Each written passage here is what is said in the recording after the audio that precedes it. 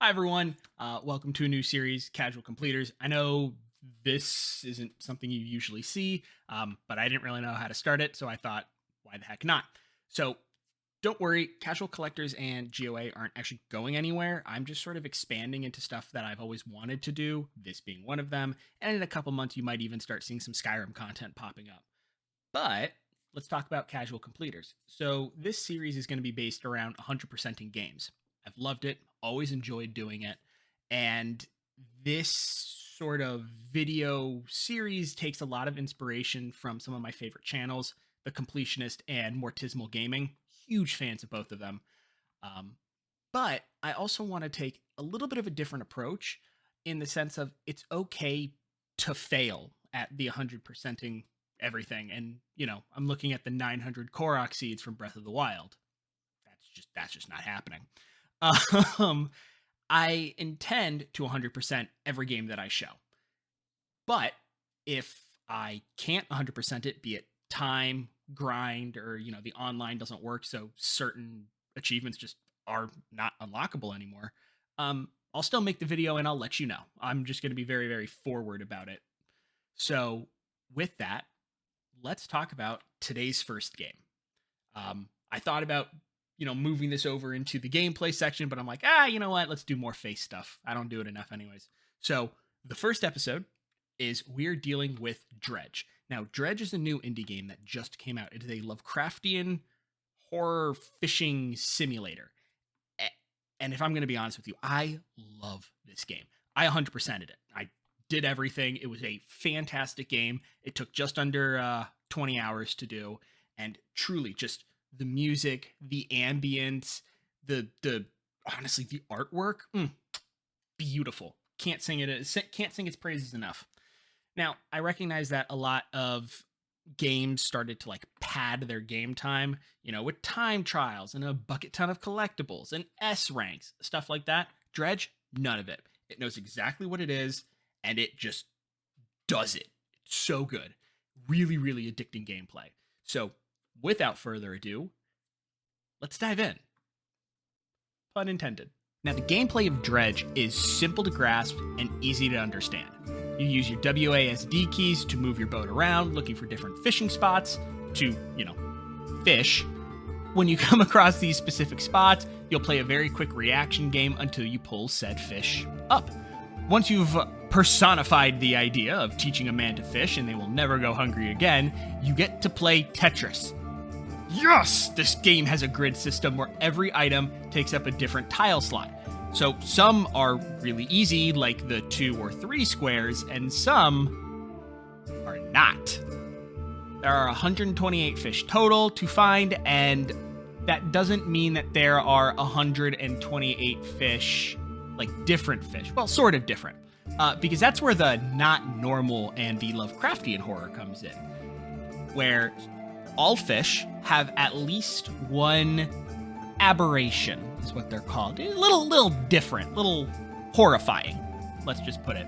The designs of the fish are just so good. And I really have to give it to the art team and the dev team. They really did have just such a clear vision of where they wanted to go. And if I'm being honest, I would love to have an entire animal encyclopedia in this art style.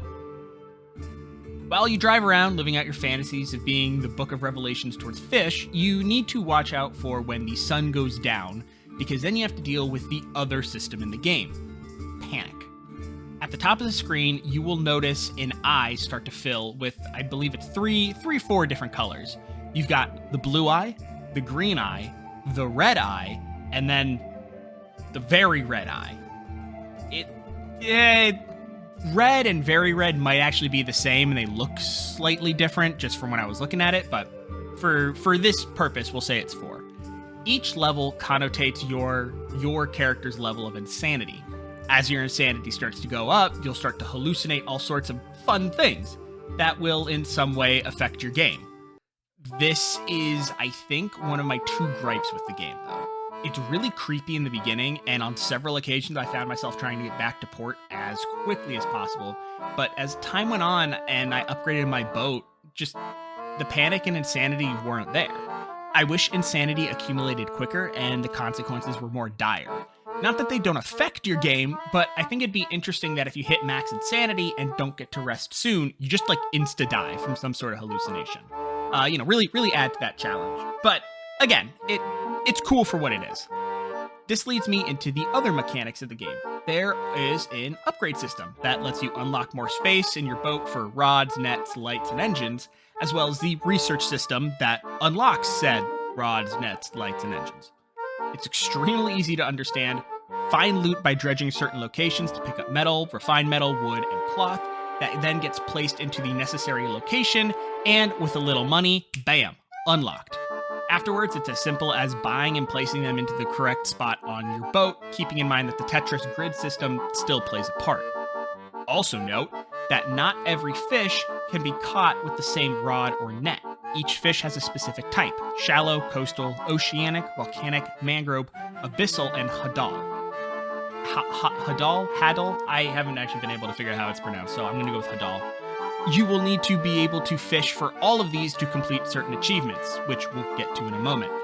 The way that you upgrade and research is you have these little items called research parts, and in port, where it doesn't matter which port, you can hit the little research button and it pulls up the research screen. Simple as that. Finally, let's talk about the story. There is, admittedly, not much of it. You learn bits and pieces through conversation and messages you pick up while exploring the archipelago, and while it is interesting, it's also short.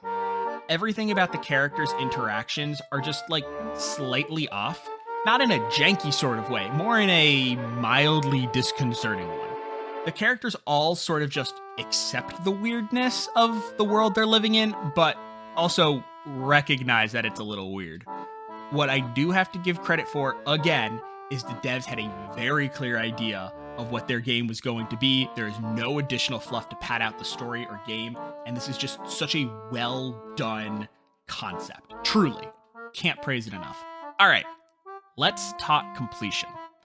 I was able to 100% the game and obtain all 40 Steam achievements with a game time of just under 20 hours. And let me tell you, it was worth those under 20 hours. A handful of achievements were tied to story-related sequences, while others were obtained through fishing, finishing tech trees, and other gameplay mechanics that I don't want to spoil. For a few of the achievements, I would recommend looking up exactly how to obtain them, as a description is not super clear on what it entails, and some of them are, secret achievements through Steam.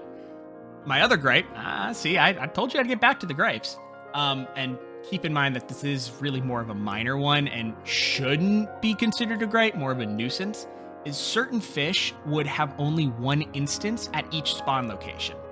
I'm specifically talking about the sunfish, which meant finding the aberration variant made it really difficult, because when you would fish, you would only get one sunfish, and it could be the sunfish or the aberration, but that was it, and then you had to wait for that location to respawn. There are ways to get around this, and I had to figure that out, so you as well will probably need to do that. While there are no current 100% rewards, I am honestly okay with this because of how straightforward, simple, and fun the game was. It is a little disappointing there aren't any customization options to make your boat look different, so I'm hoping maybe they'll add something like that in the future. Don't know. My final reviews and thoughts on this are, if you have the extra cash, it's absolutely worth the price and playtime. It's a fun pick-up-and-play experience that I am truly disappointed there isn't more of. I can see potential for DLC to expand the archipelago or add more fish, and I know full well I would purchase and play the heck out of it. If you like simple-to-understand games that you can just sit down and play after a long day, or want something to relax with after a bunch of losses in other games, then I highly recommend this. If you're someone who doesn't really like that more simplistic and laid-back nature of your game, then I would actually pass on this. With that, I hope you enjoyed this first video. I can't promise any consistent weekly uploads due to real life and how long 100%ing can take, but you can find me on Twitch, where we will be streaming games that we are 100%ing, currently working through Shadow of Mordor. In any case, though, thank you all very much for watching. Please remember to like, comment, and subscribe, and we'll see you in the next one. Peace!